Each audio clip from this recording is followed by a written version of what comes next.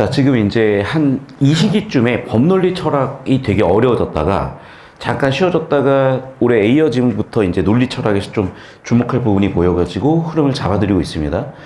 자, 일단 19학년도 수능이 너무나 이슈가 있었던 이유의 배경 중에 하나가 얘인데, 봐봐. 아까부터 지금 18학년도부터 동양 철학 6월, 유교 기억나죠? 이 기론.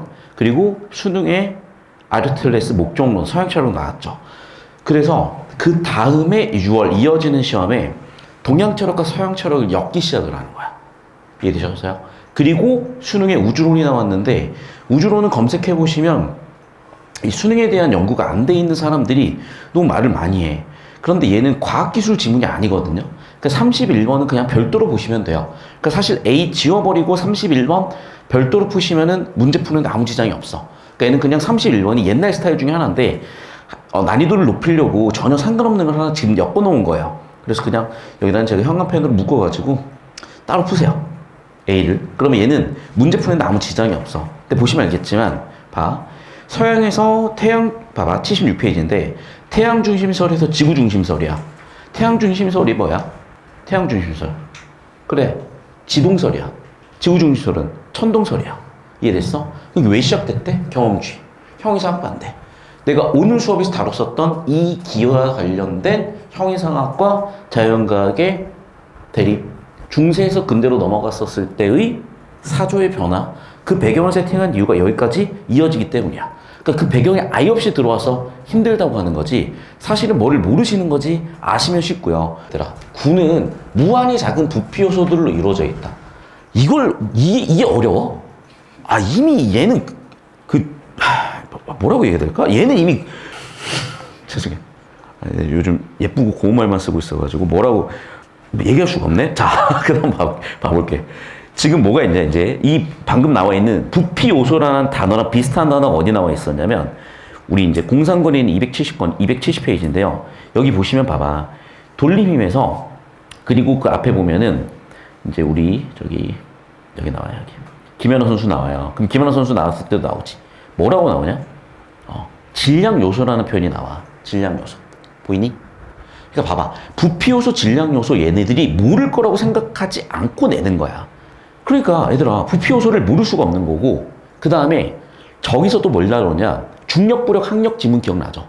거기 밀도라는 개념도 이미 초등학교 때 배웠단 말이야. 그럼 얘들아 봐봐. 부피에다 밀도 곱하면 뭐냐? 질량이지. 초등학교 때 배웠잖아. 얘들아, 밀도가 뭐야? 아니, 밀도가 뭐야? 부피분의 질량이잖아. 모르겠으면 니네 진짜 초등학교 재민 동생한테 물어봐. 걔네 다 알아. 여기 뭘 곱하겠대? 부피 곱하겠대. 뭐 남아? 질량 남지. 아니, 부피 곱하기 밀도에서 질량 구하겠다는 게 이게 뭐 과도한 배경 지식이 어려워요? 초등학교 재민이도 안다니까? 이게 도대체 뭐가 어렵다는 거야? 그럼 봐라. 너희는 미적분 배웠잖아. 찰기 쪽에서 미분하겠대. 다시 쌓아가지고 적분하겠대. 이걸 모르겠다고? 뭘 배운 건데, 고등학교 때? 그럼 봐. 이게 구를 이렇게 단면을 쪼개서 받고 이렇게 한 겹겹 해가지고 양파처럼 생겼다? 그 설명을 왜 못 알아보고? 못 알아먹을 게 없다니까? 자, 그럼 무슨 얘기냐? 사실 이거야. 이 점들 하나하나가 여기 나와 있는 P라는 외부에 있는 질량 있는 점, 질점과 각각의 이렇게 뭘 해야 돼? 만류인력 법칙 공식을 해가지고 다 구해야 돼. 그런데 그렇게 구하는 게 현실적으로 너무 어렵잖아요. 그래서 우리는 어떻게 보겠다고? 봐봐. 여기 나와 있는 파란색 부피 요소들이 이렇게 내가 점들을 막 찍어서 생각을 해보자. 근데 얘네들이 얼추 평균을 내면 근사값이 여기지 않겠냐는 거야. 근사값이. 알겠어? 아니, 당연히 찬값은 아니야. 왜? 만류인력이 어떻게 돼? 중력상수 곱하기 R제곱분의 라지엔 곱하기 스몰 m이야. 그러니까 R제곱이니까 당연히 여기는 중심이 아니야. 그러니까 근데 평균을 내보면 중심이라고 생각해도 그게 지장이 없다는 거야. 그 얘기를 하는 지문이야. 이걸 이해 못해서 문제를 틀렸다? 사실은 나는 그냥 국어라는 과목에 대해서 언급하면 안 된다고 보는 거야. 내가 예를 들면 봐봐. 자, 내가 진짜 얘기할게. 내가 방시혁이 LA를 왜 갔는지 내가 모르잖아. 근데 사진에 찍힌 거는 보니까 방시혁이 여기 있을 거야. 사진을 존나 찍어주고 있어. 그러면 길 가다 만나서 반가워 사진을 찍어줬나 보다라고 생각할 수 있는 거지. 아니, 두 사람의 관계를 니네가 뭔데 평가를 해. 비슷한 게 한소희랑 류준열이야. 둘이 환승연애를 했는지 어쨌는지 니네가 둘이 알아? 모르잖아. 근데 거기에 대해서 환승연애를 했네 말았네. 내 두라니까. 카리나랑 누구랑 사겨. 아니 너희랑 뭔 상관이야. 근데 얘기 다 해요. 똑같아. 아니 좀 닥치고 있으라고. 왜? 내가 모르는 얘기고 말할 수 없는 얘기면 얘기를 안 해야 되는데 아니 이게 뭔 문제가 있다고 자꾸 다 나서서 떠드니까 문제가 있는 것처럼 돼버리는 거야. 결국 헤어지잖아. 아니 왜 예쁘게 사귀는 사람들을 니네가 다 헤어지게 만드냐고. 얘도 마찬가지야. 맨날 욕먹으니까 문제를 못 내 이제. 아니 이런 문제 풀 줄 알아야 되고 별 문제 아니라니까요. 그래서 이거는 다음 시간에 설명을 해드릴 거고. 자 다시 이제 본론으로 와서 이 지문과 연결되는 지문이 뭐냐. 아까 그 지문과 연결되는 지문이 뭐냐 봐. 서학이 동양에 들어왔죠. 똑같아. 서양에서 근대를 이끌었었던 경험주의와 근대적 사상이 언제 동양에도 온 거야. 됐니? 자 그럼 봐봐. 이게 왜 중요했던 거냐면 얘네한테 제일 중요했던 거는 지동설이냐 천동설이냐. 태양 중립이니까 지동설이죠. 지동설 vs 천동설이야. 여러분 천동설은 뭐니? 종교 경전에 있는 진리였어요. 그러다 보니 얘는 그 자체로 뭐니? 사회 질서야. 이 질서가 무너지는 상황이 생기니까 마녀사냥? 아무튼 그 마녀재판 해가지고 종교재판 해가지고 죽을래 살래 했던 거야. 그런데 어떻게 아무리 봐도 지구는 돌고 있는데 경험주의에 의해서 어떻게 된 거니? 그렇죠. 중세에서 수많은 사람들의 노력의 끝에 근대로 가게 된 거거든. 자 그러면 근대를 이끈 건 뭐냐? 나왔죠. 경험주의와 수리과학이 형이상학을 박살내면서 발전을 한 거야. 됐니? 그러면 당연히 우리는 이제 지구가 태양 주변을 도는 걸 모르는 사람이 어딨어요. 우리 4살 먹은 조카도 알아 그건. 그러면 당연한 건데 그 당시엔 어땠대? 그럴 수도 있겠지라고 생각을 하다가 보니까 왜? 봐봐. 역법. 이게 그레고리력이야. 이게 율리우스력이야. 옛날에 나왔던 그 지문이라고요. 그러니까 왜? 역법은 맞아야 돼. 그래야 농사를 짓지, 농경에서.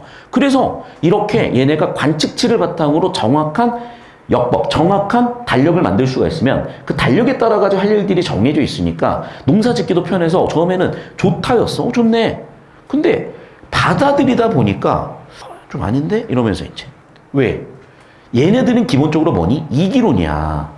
그런데 중국이 우주의 중심인데 어디 서양 것들이 우리보다 더 나은 걸 갖고 있다고가 돼버리는 거야. 이거 안 되겠네? 라고 된 거죠. 야, 과학기술이 어떻게 불온할 수가 있어. 그런데 종교적 가치관으로 보면 과학기술은 불온할 수가 있는 거거든. 그러니까 잘 들어야 돼. 여기서는 그래서 실제로 멸망됐잖아. 일본만 살아남은 거야. 태국만 살아남은 거야. 동아시아에서 근대화를 거치면서 다 멸망했어. 태국하고 일본만 살아남았어. 그럼 나머지 왜 멸망했냐고. 우리만 세국 정책한 게 아니야. 우린 어디서 배웠겠어? 중국에서 배웠겠지. 왜? 우리 닉네임이 소중하였거든. 우리 닉네임이 작은 중국이었어요. 이쯤 얘기할게. 자, 그럼 봐. 일단락에서 서양에서 어떻게 근대로 넘어갔는지를 설명해 줬잖아. 그리고 그 서양이 넘으면서 동양도 근대로 갈 수 있는 힘이 있었는데 결국에는 주저앉았잖아. 그게 이 지문에 숨겨진 주제인 거야. 그걸 잡아보시면 답이 진짜 쉽게 보였다는 거예요. 여기까지 이해되셨니? 여기까지 이해되셨어요? 자, 그럼 봐봐. 그 맥락을 바탕으로 일단은 선지들이나 문제들을 한번 쭉 볼 텐데 다시 좀 제대로 풀긴 풀어야 되더라. 자, 그런데 봐. 이제 이런 문제들이거든요. 이런 문제들. 자, 봐라.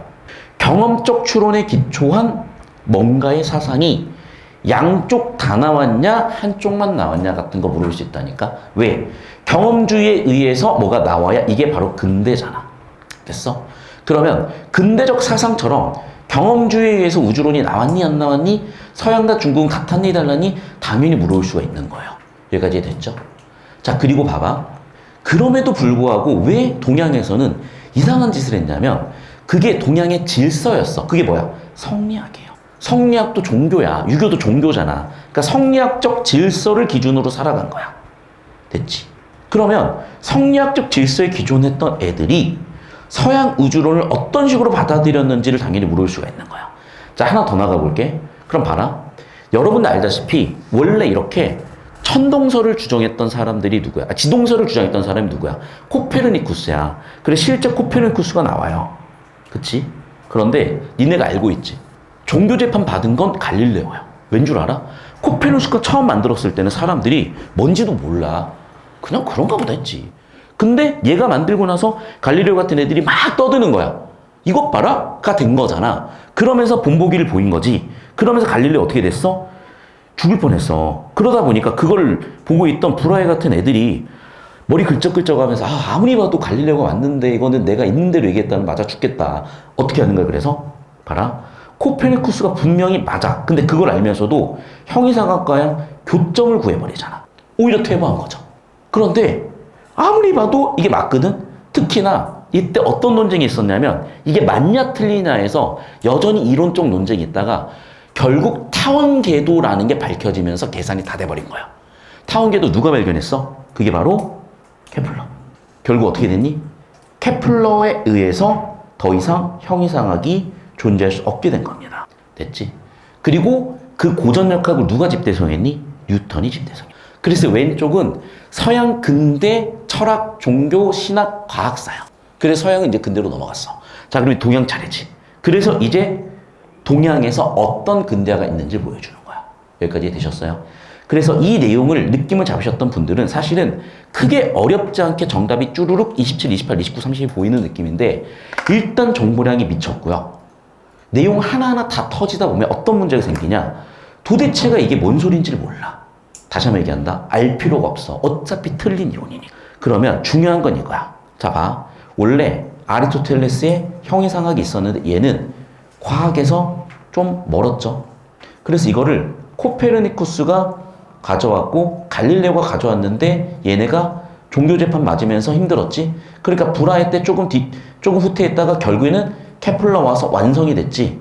그럼 얘들아 딱 봐. 브라헤는 기존의 형 이상학에서 자유로워서 자유롭지 못했어. 자유롭지 못했잖아. 이해됐어? 그래서 29번에 4번이 정답이야 사실은. 그러니까 여러분 29번에서 1번, 2번, 3번 타느라 고생을 엄청 한다고.